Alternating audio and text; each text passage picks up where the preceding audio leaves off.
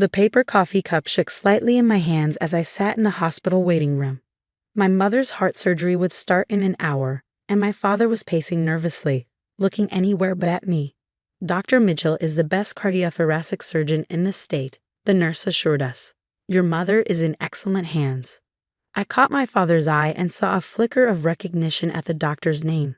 He quickly looked away, but I knew he was thinking about it, about the name we'd chosen together on a cold November morning 25 years ago.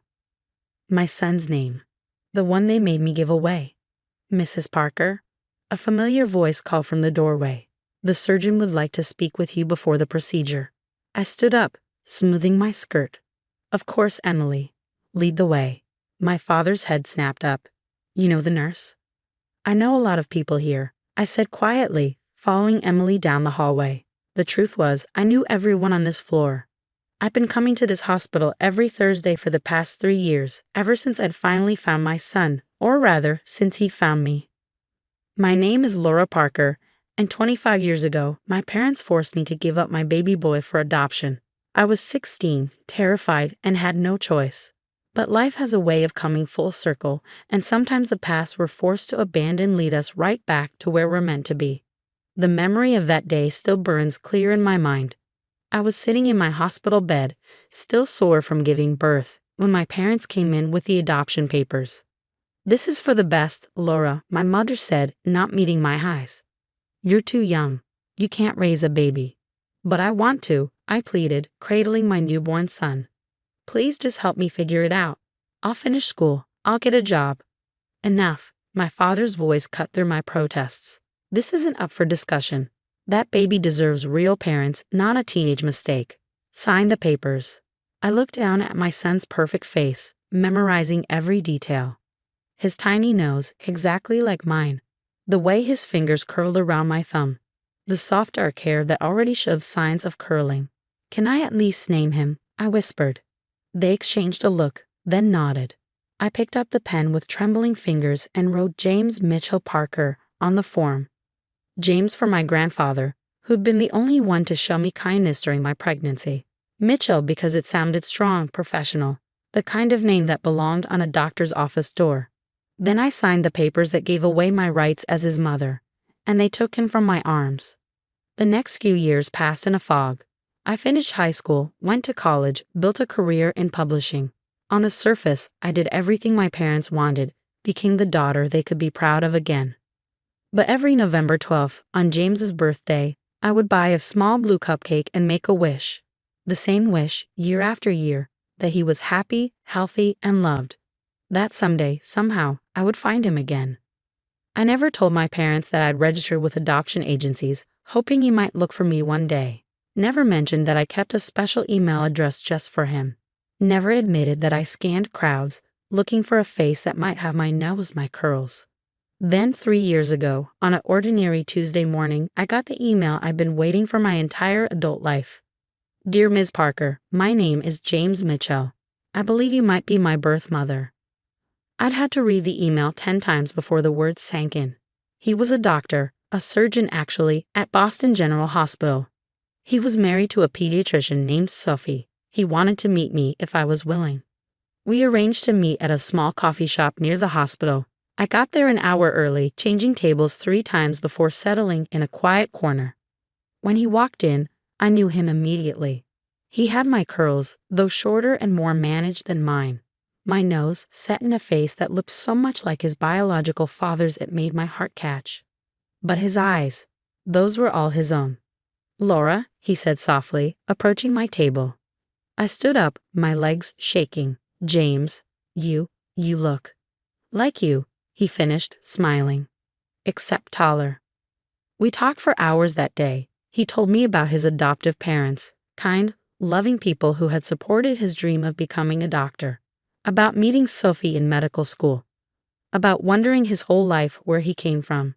They told me I could look for you when I turned 18, he said, stirring his 3rd cup of coffee. But I waited. I wanted to be established. To show you that I made something of myself. You didn't have to prove anything to me, I told him, fighting back tears. Just knowing you're happy, that's everything I ever wished for.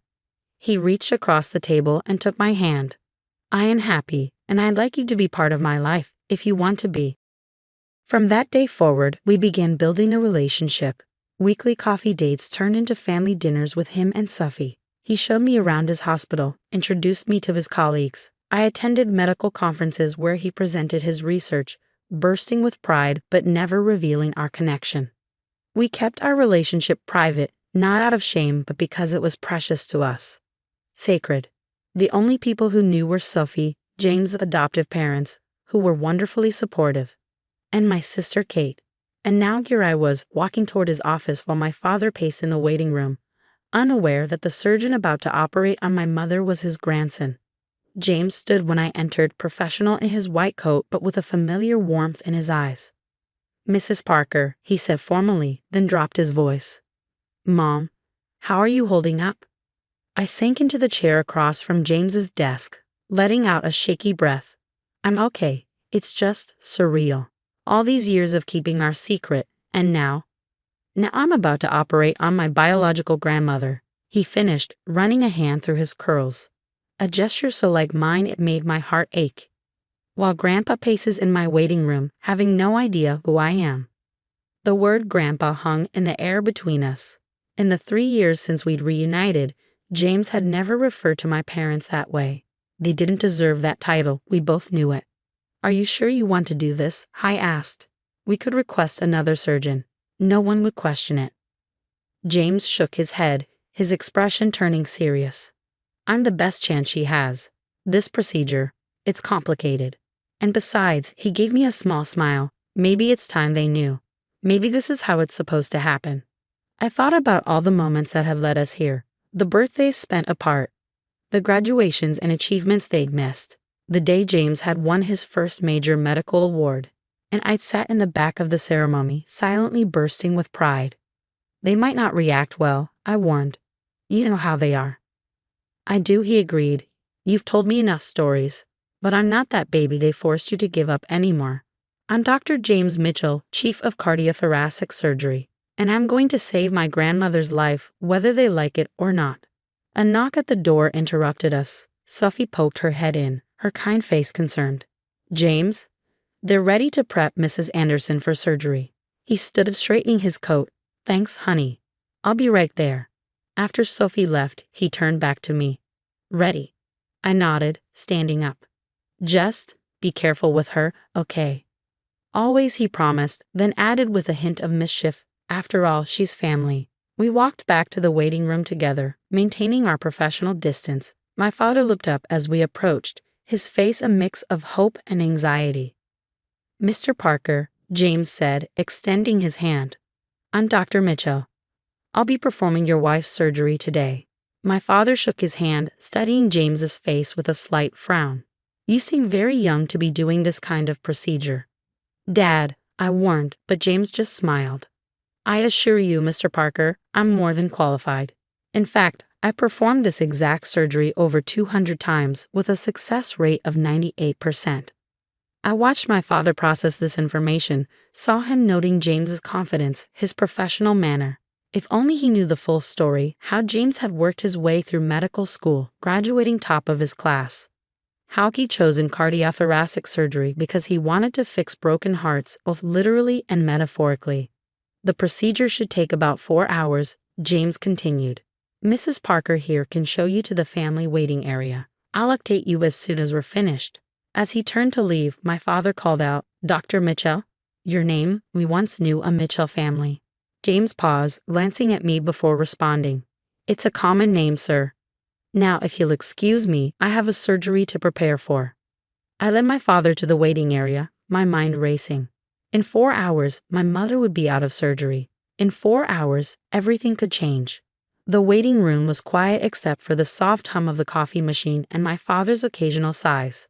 I pretended to read a magazine while watching him from the corner of my eye. He looked older than I remembered, more fragile. The past 25 years hadn't been exactly kind to any of us. But seeing him now, I realized how much the weight of their decision had aged him too. "Laura," he said suddenly, breaking the silence. "That doctor, there's something familiar about him." I kept my voice steady. "Oh, his eyes maybe, or the way he moves. He reminds me of," He trailed off, shaking his head. Never mind, it's impossible. But it wasn't impossible. It was a miracle wrapped in irony. The baby they forced me to give up was now the man holding my mother's life in his skilled hands. I thought about the last conversation I'd had with my mother before her heart problems began. She'd been talking about regrets, though not the one that haunted me. I wish we traveled more, she'd said, seeing more of the world. I'd wanted to tell her about all she'd miss right here at home. About her grandson's medical school graduation, his wedding to Sophie, his rising career. About the brilliant, compassionate man he'd become despite, or perhaps because of, the circumstances of his birth. The hours crept by. Every time the waiting room door opened, my father would start, but it was never James. I knew he was focused, methodical, another trait he'd inherited from me, though my parents had never appreciated that quality in their daughter. Finally, just past the 4-hour mark, James appeared in his surgical scrubs. My father stood up so quickly he nearly knocked over his coffee. The surgery was successful, James announced, his professional mask firmly in place. There were some complications, but we managed them. She's in recovery now. My father sagged with relief. Thank you, Dr. Mitchell. Thank you. James nodded, then did something that made my heart stop. He pulled off his surgical cap, revealing those familiar curls, my curls. My father's eyes widened as he stared at James, really seeing him for the first time. I saw the moment recognition dawned in his face, followed quickly by disbelief. It's not possible, he whispered. James met my father's stunned gaze steadily. Actually, Mr. Parker, it is possible. I'm your grandson. The one you made your daughter give up 25 years ago. The waiting room seemed to freeze. My father's face went through a kaleidoscope of emotions. Shock, denial, anger, fear. Finally, he turned to me. You knew, he demanded. All this time. For the past 3 years, I said quietly. James found me. He's been part of my life ever since. My father sank back into his chair, his legs seemingly unable to hold him. Does your mother know? No, James answered for me. No one in the family knows except Aunt Kate. We've kept it private. Until now. Why? My father's voice cracked. Why keep it secret? I stepped forward, years of pent-up emotions finally breaking free. Because you and Mom lost the right to know him when you forced me to give him up.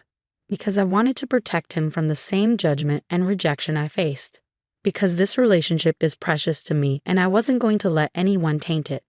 James put a hand on my shoulder, a gesture of support that nearly broke me. I think we should focus on grandmother's recovery right now, he said calmly. She'll be waking up soon, and this isn't the kind of news you spring on a cardiac patient. My father nodded numbly, then looked up at James with new eyes. You saved her life. It's what I do, James replied simply. Now, if you'll excuse me, I need to check on her in recovery. Mom, will you come with me? There are some post-operative details we should discuss. I followed James down the hospital corridor, leaving my father to process the seismic shift in his reality. Once we were safely in his office, I burst into tears. Hey, James pulled me into a hug. It's okay. We knew this day would come eventually. I know, I sniffled into his scrubs. The way he looked at you. Like he couldn't believe what he was seeing. Well, I am pretty impressive, he joked, making me laugh despite my tears. Chief of surgery at 35, married to a brilliant pediatrician, just saved my grandmother's life. Not bad for a teenage mistake, right? The bitterness in those last words made my heart ache. You were never a mistake, James. Never. He smiled softly. I know, Mom. You've spent the last 3 years making sure I know that. Over the next few days, as my mother recovered in the hospital, the truth slowly unfolded. My father, unable to keep such a momentous secret, told her everything. Her reaction was not what any of us expected. She cried. Not the quiet, controlled tears I remembered from my childhood, but deep, racking sobs that had James worried about her sutures. All this time, she kept saying, looking at James with wonder. All this time you were here, becoming this amazing person, and we missed it. We missed everything. Not everything, James said gently. I'm here now. If you want to know me. The reconciliation wasn't instant or easy. There were hard conversations, painful memories to address, wounds that needed airing. My parents had to face the consequences of their actions, had to understand how their choices had affected not just me, but an entire family tree. But slowly, carefully, we began to build something new. James and Sophie invited my parents to dinner at their home. My mother got to see the wall of medical awards, the family photos that now included me. The life her grandson had built. My father struggled more with the change. Pride warred with shame every time someone mentioned Dr. Mitchell's incredible surgical skills. But even he couldn't deny the miracle of how things had come full circle. One evening, about a month after my mother's surgery, we all gathered at James and Sophie's house for dinner.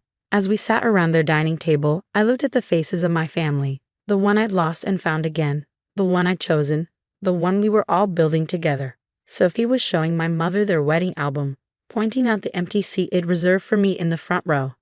Though at the time they hadn't known I'd be there. James was discussing the complicated surgical procedure with my father, who was finally allowing himself to show pride in his grandson's achievements. "Mom?" James caught my eye across the table. "You okay? You seem quiet." I smiled, thinking of that scared 16-year-old girl in the hospital, holding her baby for the last time. If only I could tell her that this moment was waiting 25 years in the future. "I'm perfect," I said. "Just perfect." Later that night, as everyone was leaving, my father pulled me aside. "Laura," he said, his voice rough with emotion, "I know we can never make up for what we did, but seeing the man James has become, seeing how you've handled everything, I've never been more proud to be your father." I hugged him, feeling the years of pain and resentment begin to fade. "Thank you, Dad. That means more than you know." As I watched my parents drive away, James came to stand beside me on the porch. "So," he said, bumping my shoulder playfully, "was it worth the wait?" I looked at my son, this brilliant, compassionate man who had found his way back to me against all odds. "Every single second," I replied. We stood there together, mother and son, our shared curls glinting in the porch light, our hearts finally completely whole. Sometimes life's greatest pain leads to its greatest joy. Sometimes the babies we're forced to give up grow into the adults who save us. And sometimes, if we're very lucky, the circles we think are broken turn out to be just taking the long way around to completion.